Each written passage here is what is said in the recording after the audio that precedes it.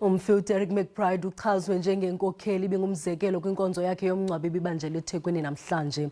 Eliqala leANC likwangu-Yise kwayesakuba yintloko yecandelo lophando labucala iIPID uMnumzana Robert McBride lisweleke ebutsheni baleveki lineminyaka ye-88 ubudala.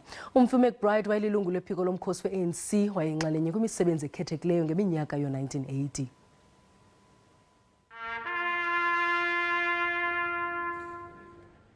Lihlonishwe ngomngcwabo okhethekile leliqhawe lomzabalazo, uMnumzana uMcBride wazibandakanya nezombusazwe samncane onikela impilo yakhe yonke emzabalazweni wakuleli.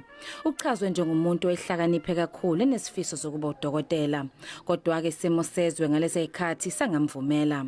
Wabe sefundela ukuba uthisha. Wabamba elikhulu iqhaza ekuphumeleliseni izinhlaka ezomshoshaphansi ze-ANC, kanti ngonyaka ka-1986 wakhethelwa eRobben Island. He was an old comrade. Present is difficult. You could not get him to sit in an uncomfortable situation for hours on end. That was not the discipline he followed. Umndeni wakhe uthi ubeyindoda eqotho. Well, the most important issue is that perseverance pays off, and you have to approach the transformation with tenacity of purpose. iANC ithi uMnumzana uMcBride bengumuntu onesibindi engasabi futhi nokugxeka umbutho ngezinye izikhathi. He detested the system of divide and rule.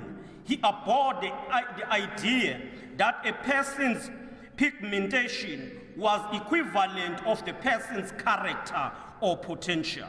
Ngisho insukwini zakhe zokugcina uMnumzana uMcBride ubesebenzela umphakathi.